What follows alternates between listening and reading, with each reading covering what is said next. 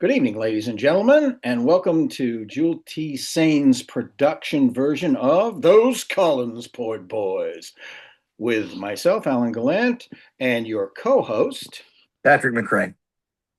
And we are just pleased as punch to do a sidequel kind of thing on our James Bond series that we're doing under Jules's careful direction, where we've looked at the Bond films, but we've also looked at significant spy movies or Bond related franchise related movies that were released around the same time. So we didn't do the Harry Palmer stuff. We probably should have, but we've done a but bunch of spoofs, and that's what we we've probably done a bunch of spoofs. concentrating on recently. Done a bunch of spoofs, and a spoof that gets overlooked is the Nude Bomb. The was this 1980 or 79? 1980. 1980, yeah, the Yep. 1980 Don Adams starring vehicle for Don Adams as Maxwell Smart, bringing him to the big screen about 10 years after the show went off the air. Um, and I think it's Universal's attempt to create their own kind of slapdash Clouseau series. It clearly is a pilot, I think, for a Yes. series of low budget movies. Since most of it was shot in Burbank, California. Yes. Oh yeah, I mean, the Universal tour is all over it. Yeah. And so it's got a provocative and appropriately lurid premise. A madman, of course, working for chaos, decides to threaten the world with a bomb that will guarantee universal nudity if chaos is not funded to varying extents, et cetera, et cetera. Yes. And so Maxwell Smart is dispatched along with a team. He has a whole team, including a really Yes. cute computer girl, who's I think the honey of the movie. Yeah. If I Agent can say so. 22. Pardon? Is it 22? Agent 22? She's the Well, it's the one who's got the brother. Oh, She's got the glasses. right. Oh, yeah. Yeah. Yeah. I know what you're talking about now. Yeah. Yeah. No, not the inexplicable Sylvia Cristal is 34. She's Who just 34. shows up. Yeah. She must So have anyway, she got into a fight with her boyfriend at the time, who I think was is it just Jacqueline? no. Her boyfriend at that time, they lived together for a number of years, was what's his name? The guy that runs the hotel in the John Wick movies. British guy. I don't know. Oh, It's not that Graham guy who runs all the hotels in the Pink Panther movies, is no. Wouldn't that be great? This is later. Wouldn't that be wonderful? Anyway, I'll figure out the guy's name. So it's a Get Smart movie, kind of, but not, because it departs from the Get Smart universe in a number of ways, and even in tone and the way that Maxwell Smart's presented, he's much more Clouseau-like. And I think they very smartly zero in on a few behavioral quirks and kind of wrap that up and say, this is Don Adams now. And which, God, I wish that had been a magazine I could have subscribed to. They also, I mean, obviously there are certain things about the Maxwell Smart character that have been set in stone from 5 years of television episodes. Yes. So they have all of that stuff. So yeah. All the would you believes and all of that sort of thing. Missed it by that much. Yeah. There's a lot of gadget humor. Yes. Brought to us by Norman Lloyd. Now, why do I associate Norman Lloyd and the Mercury Players? I don't know. I associate him with group theater Saynes Elsewhere. Yeah, he was on that for years. He was the head of surgery. He was the big boss guy. But I think he was like a Strasbourg guy, or he was group theater, or he was easily could have been, because I mean he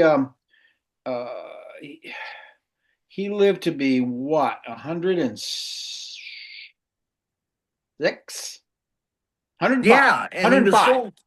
He was still hosting those Girls Gone Wild videos with Joe Francis. His last work was in 2015 after he turned 100. So that was his last film. So What Nude Bomb was? no, no, no. 2015 was his last film. And it Oh, was not Nude Bomb, well, obviously. what was it? It was. It's up here somewhere. Where is it? Trainwreck was the name of it. And it Oh, was his final wait, film. And was he was that? still, I mean, he was still 5 years away from leaving this mortal coil at Let that me point. now Trainwreck. That was either Amy Romantic sex Schumer. comedy film, Judd Apatow. Was And Amy was Schumer that starred, Bill Hader, okay? Tilda Swinton, LeBron James. Um, and it's about it's Amy Schumer is the Yeah, character in it. yeah. I remember when that came out, Yeah. and I didn't see it. Amy Schumer does nothing for me. She's not. I'm Zero. not She's a fan. nothing. Delta wave. I mean, it's just. I mean, it's not It really her is. fault. It's just doesn't do anything for me. Yeah, yeah. I think There's no she blip on the obviously radar. is very, accessible to some people. So, I guess I've just never been yeah. interested. It's But kind of yeah, like he Rebel was. Wilson. Norman Lloyd was a member of the Mercury Theater, Ah! the Federal Theater Project's Living Newspaper Unit, and the Oh Group God. Theater. Dude was in everything. He knew everybody, apparently. Judd, I'm just gonna say, I'm not, I'm gonna be more pretentious than normal. I just would have, considering what Trainwreck went on to be, which wasn't even a train wreck. It wasn't even like a rain delay or It something. was a whimper. Uh, just turn the cameras on Norman and let him talk. Really. I mean, my God. Wow. Yeah, I knew I associated him with Mercury Theater for a reason. I think I've Yeah. seen him in No, books and stuff. he was a member. So, so he's bringing the gadgets. What a great piece of casting! And you really you sense this sort of Steve Allen show. Pals of Mel and Carl. Kind of aura around the movie, even though Mel and Carl aren't involved in it. No. It's kind of like when you see uh, like Pat Proft associated with something, that the Zookers can't be far behind. Right. You know, Or Louis Nye. Louis Nye, yeah, that's a clear tell. Yeah. And so in this one, you got Bill Dana. Who was one of the Does writers. Yeah, well, and now Bill Dana's in the movie though, Yes, he is. because does he He play plays the Taylor guy, Sebastian? the who sings all of the answers that they want because he seems to be on the verge of dying and he can't Yeah. talk but he can sing. And then Yeah. finally he doesn't expire and they just take him away. So and he So ends up in the hospital. who is it who plays the villain? Plays Sebastian Dual Savage. role. He plays the dual role. And And who is it? it's Vittorio Gassman, Italian actor by the name of Vittorio Yeah, Gassman. Played a lot of villains, serious villains in films and television for a number of years. he's good. I He mean, is very good. he's very He's a good in the genuine movie. article. He's an Italian. He comes from Italy, or came from Italy, I should say. He's passed on since, but He's giving a Montalbantian yes, kind of level villain on this, and yeah, I he's love it. cultured. He's cultured. He's very cultured, Yeah, and he somehow makes son, you have a penny on your head, look dignified, along with having a costume with thimbles, which I think is just a hilarious touch. and he And doesn't he doesn't comment on any of that shit. It's it just doesn't. there. It's just It's there. like So I got another question for you. Gosh, Clive Donner, why is that name so familiar? I don't know. Richard Donner's brother? I don't know. Okay, good. So I haven't missed out on I something. don't know if he is or not, but that's the first thing I thought of. I hadn't looked it up yet. But Is it? Gassman um, was popularly known in his home country of Italy as Il Mattatore. He was an Really Italian great. actor, director, and screenwriter. He uh, was in a ton of stuff. Let's see. He was married to Shelley Winters in the 1950s. Oh, This the dude 50s. has All right. Well, that's combat experience. for the Americans or for. No, he was married to I Shelley assume the Winters Italian between army. 1952 and 1954.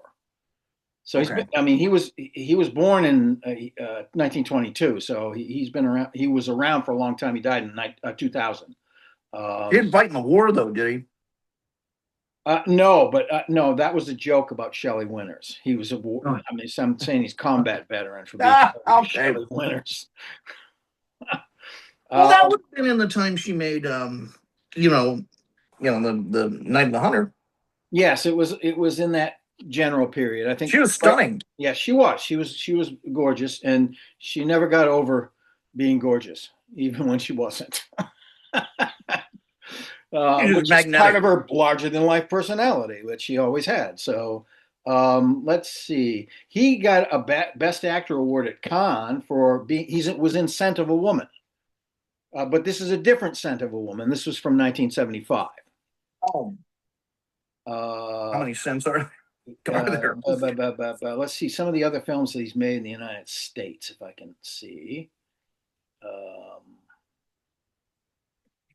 ooh, he was in a he was in a production of Othello in 1956. Ba, ba, ba. A film? Yeah, I think so. Yeah, yeah, I think so. That's not the Probably in Olivier. Italian. Probably in Italian. Oh, man. So, let's see. He was in. That Olivier production is quite unforgettable. It is amazing, and he couldn't do it today, of course. No, Not with that bronzish makeup that he was wearing. Um,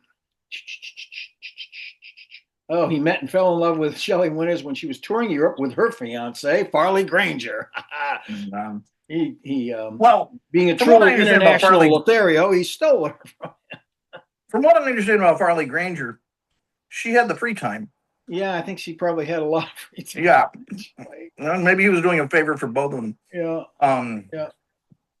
Anyway, he's great in this. Yes, he is. He's great in this. He's now Ed Platt had died. correct. He died in I think he died in 1974. Yeah. So he'd been gone a while. And Barbara Feldon either wasn't asked or didn't want to do it. There's some varying stories about that. Mm-hmm. So they got a whole gaggle basically to replace her because nobody can replace her. You can't. No. Yeah, but they give it the good college they try. They do. And yeah, it is this whole thing does give me the impression that it was you know, it was sort of a television pilot kind of attitude. And I think later they did a reboot of Get Smart on television again. They did Get Smart again. Yes. And Barbara Feldon was in that. Yes. And yes. Andy Dick was in it. Oh my God! before he fell. I never saw it. Yeah. And the reason I never watched an episode of it was because of this movie. Yeah. As far as I'm concerned, this is canon. And if yes, it is canon because it follows beautifully all of the patter and the attitudes. So, you know, if it's not that, I don't care. And Dana Elgar is wonderfully flummoxed. And the Ed Platt, his chief, seemed to put up with Max, but he knew how much was wrong with Max. He did, but I think there was you know, the frustration that he would show. He was like he had the love of some, you know, inept son for him, you know. Now Dana Elgar, who's a little younger, seems to be constantly lost in the best way. He seems to constantly be on the verge of, I've been told I have to respect this guy a lot, and I don't understand what just happened, but really, I'm sure it'll make sense at some point. Right. He must be a savant or something, you know. Yeah, and that he's constantly trying to figure him out, which just makes him look even more of a, not a Pantalone figure, but just some gulled kind of strange figure out of Commedia. And I love it. I really do. I like the Dana Elgar chief. And then you get the second layer of that because you find out that basically he's a clone, at least in the first part of the movie. He's a clone, and we find out that our villain is into cloning people, and clones himself, as it turns out, himself with an eye patch because he's somehow lost his eye.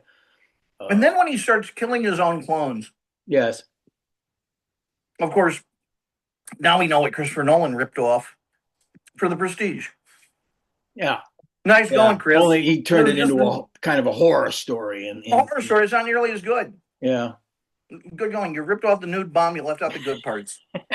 Nice. All the nudity is gone. What's going Ricky J, I'm going to save you now. The secret's out, pal. Yeah. The one thing I liked about The Prestige, I love David Bowie. Amazing. Oh. And the ape guy, the short version of Doug Jones. The guy is Gollum. And oh yeah. I know it's as his assistant. His name is going out of my head, but yes, he's an actor I like even more when he's talking. I love him even more when he's not like just doing VO or virtual work too. I mean, he does really. That's what I mean. Yeah. Yeah, when he's just able to wear a costume, show up in the set and act. With or without beard. A lot of times you see him with a beard, but yeah, he's done a lot of great stuff. He's really good. Fantastic. So, but you know what I mean by he's the short Doug Jones? Yes, I do. They have to have appeared in a movie together at some point. Oh, God, I don't know. See, Doug Jones ends up so completely covered in body makeup. That's his thing. So I don't know. He made it sound like it's a kink.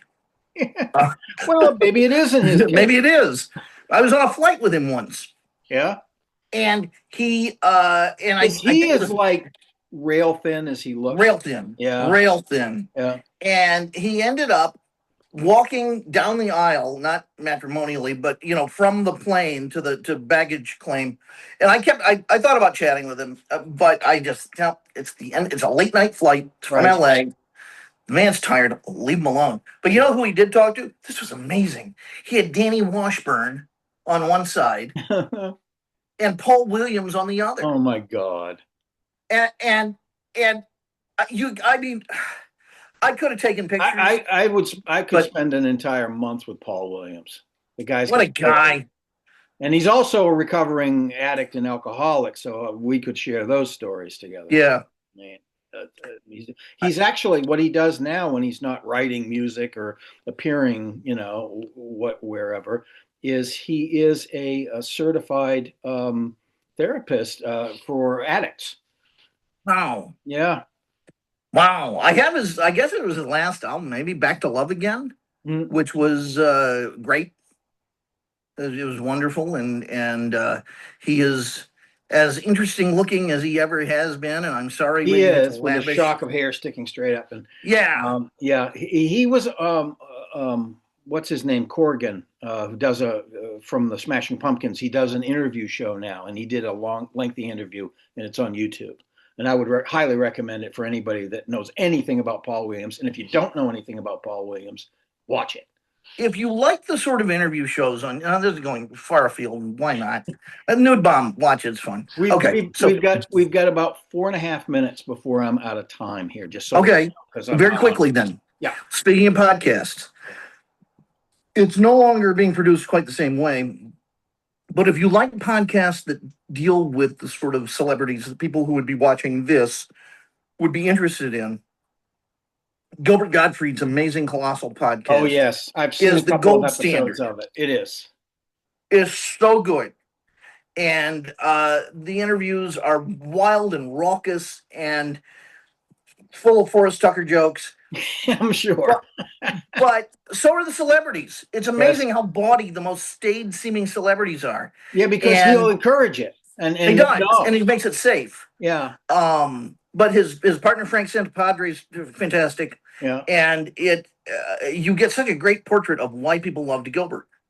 Yes. On it. It's everything that's good. It was weird too. I mean, a lot of people that knew him talked about him after he passed away, and I think on Conan O'Brien Needs a Friend, they were talking about him at some point, and they said this guy was brilliant, and he would shoot himself in the foot all the time, like he didn't want to do something but he wouldn't just turn it down. He'd like go make to accept it, and then he'd say something, and he would be that would be the end of it. Well, it was like the who I think it was the Bob Saget roast where Yeah. I think he went into the Aristocrats or Oh yeah, he something did something before the and movie. he did stuff like that on occasion, and it would just like boom, and he'd be gone for a month. Even though nobody would talk to him. It was a vacation. Became radioactive, but I thought he was brilliant. Yeah, he was great. A risk taker. He took a risk with his humor. And there's a good recording out there. Somebody can find it on YouTube of his real voice. Yeah, which is you can Mellow. still you can hear a bit of his put on voice, but it's a lower timbre. It's not quite up there and raspy and like chalk or fingers on a chalkboard. So the conclusion here is that we both like this movie. Yes, absolutely. It's reminiscent, particularly for me, because I watched the series when it was on in the '60s. And anybody that's seen it, in reruns on television, it's going to be reminiscent. It's going to be like, it's kind of cool. It's not high production value. No. It's fun. It is. Really fun. And Richard Sanders has a cameo as the German guy at the UN. Oh my God. Yeah, that's Richard Sanders. And he's great. I think I missed it. It's first time ever. I gotta go back and look at that. Yeah. Look at that. Yeah. Alan, thank you so much for setting this up. And for Jule T. Saynes, I'm Patrick McRae. And I'm Alan Gallant. Good night. Good night.